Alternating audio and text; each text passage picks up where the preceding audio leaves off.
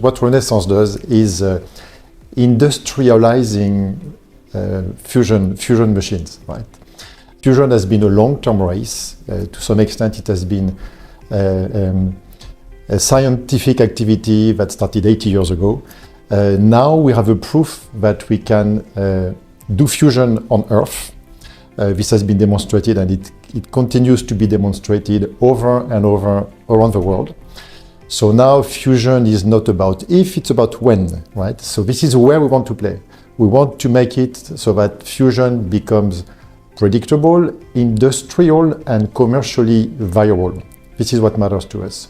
So fusion is the promise of abundant energy with almost no geopolitical ties, right? That means that fuel can be accessible from anywhere. And what matters, we think, in fusion is mastering the fusion technology. This is what we do. This is what we develop actually here between France and Italy. And we are also very cautious about the supply chain. We want to make sure that the supply chain is accessible. So we also have a very significant contribution in manufacturing critical materials that will serve fusion players like Renaissance, but also other companies. Why stellarators do matter? When we consider magnetic confinement, two technologies, tokamak, that probably a lot of people know because we can refer to ITER, the International Collaboration Project. So tokamak is one way to do magnetic confinement. The alternative is stellarators. You could think of tokamak being simpler to build, difficult to operate. Conversely, stellarators are simpler to operate, way more difficult to build. What we develop is a simplified stellarator that combines the benefit of a tokamak in terms of building, and that combines also the benefit of a stellarator in terms of ease of operation. So how important are HTS and liquid metal? These are two very critical components that will serve not only our design but other designs as well. It's like building, it's like considering the engine of a car. These are very critical components that you will require not only in terms of supply chain, like accessing the good, but also in terms of mastering or managing the supply chain. We very often talk about fusion to be a way to become sovereign again on energy.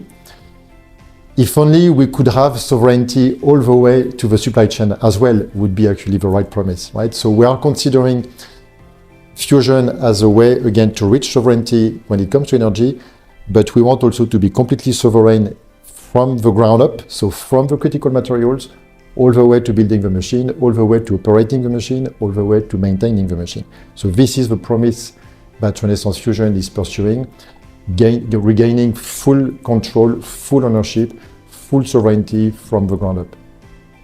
What was appealing for me in Renaissance Fusion was this promise to industrialize. I was among the people thinking that fusion will be, a promise of the future.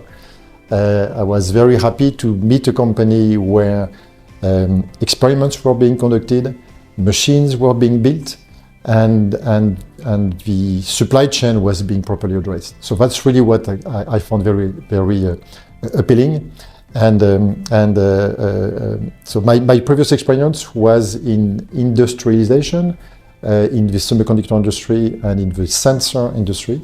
I've been exposed to multiple times to this tipping point from science to industrialization and then after commercialization, which I find very appealing. I'm an engineer by degree, but I like to do stuff and I like to sell stuff, right? And I find actually Renaissance Fusion and the opportunity and the mission and the vision that Renaissance Fusion is pursuing to be very appealing for that matter, right? It's again not only a scientific project, but it's very much about an industrial project. And we will be having customers very soon, so that's also a commercial project as well. So What is critical for people to understand is so fusion is not a scientific project anymore, right? So don't get me wrong, science is not completely over, but we are way beyond this tipping point I was talking about before, from science toward industrialization.